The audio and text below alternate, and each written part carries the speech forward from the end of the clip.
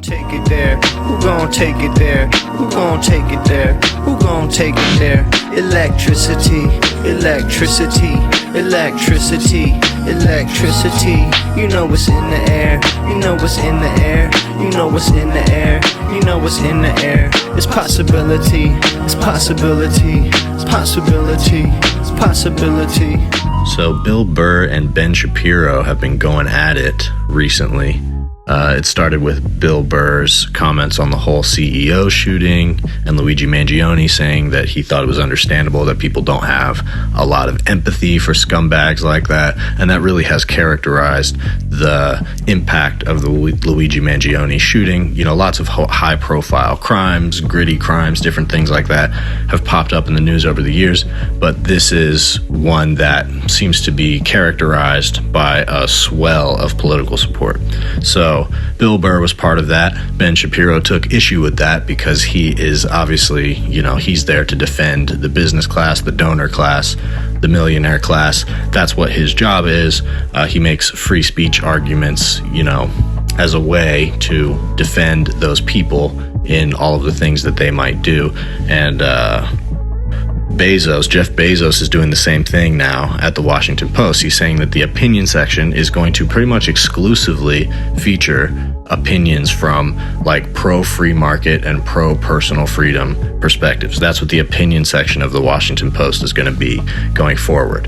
And it's owned by Jeff Bezos. He's been stepping in more and more.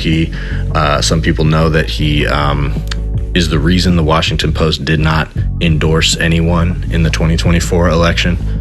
And so this is the pattern we see from the business class. They have to trot out the perspective that defends the business class, their actions, their ability to profit endlessly off of exploitation in the name of the free market, etc., even though oftentimes their businesses are propped up by government subsidies and that sort of thing. And so Ben Shapiro is a part of that same he's a part of that same line of defense and that bulwark that exists to trot out the pro-business argument, especially in the case that any type of dissent to the pro-business argument starts to crop up. So I'll play a little bit of what either of them said. The most recent Bill Burr comments were in a New York Times article, so they definitely were fishing for the drama with that one.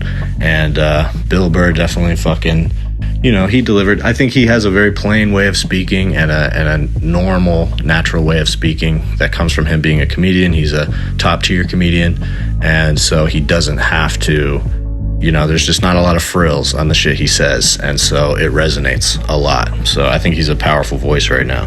The amount of people that are struggling out there because of these billionaires, and they got us all arguing liberal and conservative. We got to stop doing that. If you work a full week at a job, you should be able to pay your rent.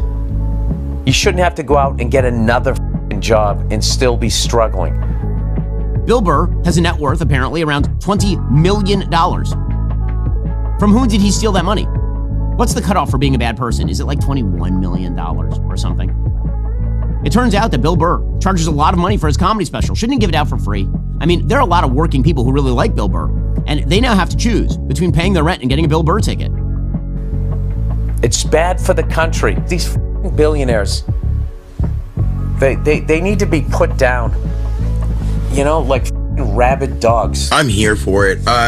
You know, Billy Burr, our man Bill, based Burr, he really has been coming through clutch lately. I've been a fan of his for a while. He was one of those dudes I was kind of afraid to check on. Like, he kind of dropped off for a little while, years back. And then around the pandemic, I was like, oh, I wonder what Bill's doing these days. And then I was like thinking, oh shit, he might be one of those guys like talking shit about Black Lives Matter and all this other stuff. And just because he's always kind of had that edge and feels like a guy that wants to say gay and retarded, right? And then I kind of like dug in. I was like, oh no, couldn't be, you know, further from the truth. The guy, like, he does have that kind of edge and feels like one of those guys still, but always lands on the like right side of things. Like, he's always straddling the fence of like right and left and leaning to the correct side of history each time. I feel like he's like a traditional old school guy, so you don't think he'd be conservative, but he has very progressive personal politics and always comes through and stuff like this, and maybe like, all right, that is my guy. I'm proud of him, you know, like I'm glad I always liked him. He makes me feel good about it. Like anytime stuff has come up in the media, when he weighs in, I'm like, whew, all right, fuck yeah, Bill. Especially lately, I remember, I think it was back in December, yeah, he first had the comments that CEOs should be scared. He was like tipping his toes in the water, like not necessarily saying they should all be shot like dogs, like he gets to. But he says, yeah, they should be scared, and it makes sense. They should. I mean, when you think about how many people they step on, how much they profit from other people's like suffering, you would think this stuff would be happening all the time and they would be scared of it. But, you know, it hasn't. It only seems to have happened this once, and people are losing their fucking minds. But Burr's, you know, in the past, he's like always seemed to land on the right side of things. Like I was saying, like he refused to interview Trump, and when he was asked if he would interview Trump, he said no, he wouldn't. But then he quickly said he wouldn't interview a Democrat either, that it's not his job, and you know, it's his job as a comedian to make fun of these people. I think his exact was, I don't want to know them, it's my job to make fun of them. And that's a great, you know, perspective on it. I could see it being much harder if you know people to make fun of them, you know, but like focusing on what your job is like that as a comedian. So many of these comedians like want to get, you know, political these days, and it's okay to have political comedy, don't get me wrong, but like they want to weigh in like their actual pundits, like these people, like the Knucklehead podcast circuit, you know, we've talked about a few times, like having these right-wing grifters on and like sucking their dicks and everything with Kill Tony and all that stuff. That's not, you know, political humor. That's, you know, just politics and being a part of the propaganda machine and choosing the wrong side. So it was really good seeing him like step up into that level of it, like straight up saying that. And then that they should all be shot like dogs, I believe was the exact quote. And then getting into it, you know, with Ben Shapiro. I mean, I guess they haven't gone back and forth head to head. And when he was asked about Shapiro talking about him, he just said he knows, he knew if he used woke in the title, it would get him more money. And he didn't know who that guy was. But he's a jerk off or something like that. And that's absolutely right. And I love that Bill Burr doesn't know who he is, or at least said that. Like, that's fantastic. I mean, Ben Shapiro rallying against people being woke. You'd think they would stop using the woke thing now. It's beaten the dead horse, and it's a stupid insult to begin with. It's one of those kind of insults that feels more like a parody, like something you would see in a parody of the right, like them freaking out about people being woke, you know, like what, not asleep to what's going on. Like it's one of the worst insults they've appropriated from another group and then started using wrongly, like they like to do. So I don't know. I've been a big Bill Burr fan for a while, and I'll definitely continue to be. Yeah, for the most part, I like Bill Burr too. I think he's definitely got some misogyny going on with, you know, historically his comedy, and even recently, you know, I think right after Trump won the second time, his monologue on SNL was pretty much focused on the, you know, his opening line was, "All right, ladies, you're 0-2 for this guy."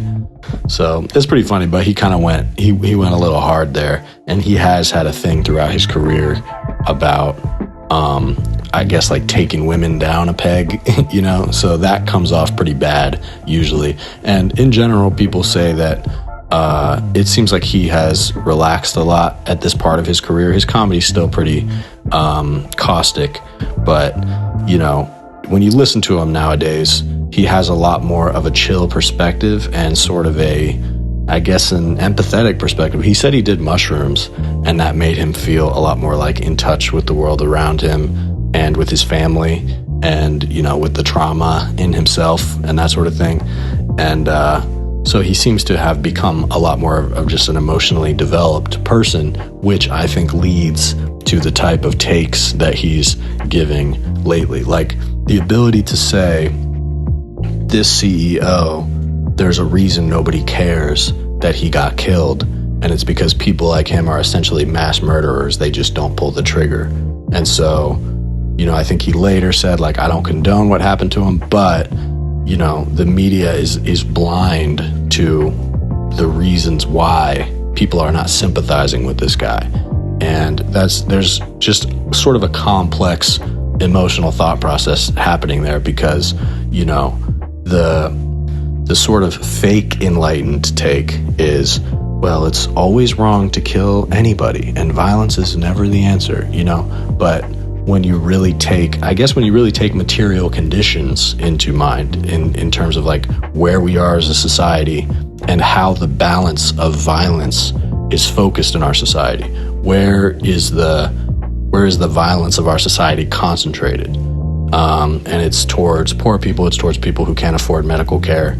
And so these giant corporate conglomerates, you know, inflict a lot of danger and violence on people. And that's a subtle thing to be able to perceive, you know? It's easy to reframe that in a lot of other ways, like, oh, well, they're just making money where there's money to be made, or, well, if it wasn't an important service they're doing, they wouldn't be there in the first place. But it does take a little bit of emotional sophistication, and I guess sophistication of your mindset, to just be like, the reason so many people are dying because of the way the healthcare system is laid out, the reason so many people are destitute because of it, is because it's wrong. And it should be done away with. And so that sort of clarity is how you can basically have a good take on the Luigi Mangione situation. Whereas a guy like Ben Shapiro, you know, like I said, his job is to defend people like that, you know, leeches of society that make a lot of money off of other people's suffering. And there's a lot of people in this country that see that clearly. And Bill Burr is one of them, and other comedians too. I mean, I honestly haven't heard any comedian take the opposite stance as Bill when it comes to Luigi Mangione. And something that somebody else said about it that I thought was interesting is that when Ben Shapiro says that Bill Burr is woke, the application of the word woke there is really interesting, because what exactly is he referring to, right? Bill Burr is not talking about race. He's not talking about trans people or anything like that. This is like an economic issue. He's talking about healthcare and how it economically affects people. And so to call that woke really kind of gives up the game of what the purpose of calling anything woke is, which is to divide people from being able to have a productive economic conversation about material conditions. That's ultimately what Ben Shapiro is there for, is to create semantical arguments to keep people from coming to concrete solutions about how our society needs to change.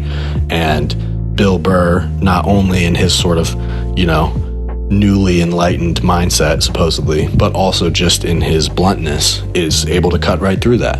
And there's not that many communicators that do that as well as he does, and I guess just have the balls to say it the way he's saying it. He doesn't give a fuck how it affects his fan base, or, you know, whether or not he gets into it with Ben Shapiro or whatever. Like, he just he really feels these things, and then he speaks on it powerfully. And I do think we're lacking that a little bit from comedians. It's funny how when you get a little bit of that, just a little taste of it, you're like, man, Bill Hicks, George Carlin, you know what I mean? And it's like, this is just a guy doing his podcast. But that's really what we want from comedians, is an empathetic and emotionally developed, like, perspective that is translated through fart jokes.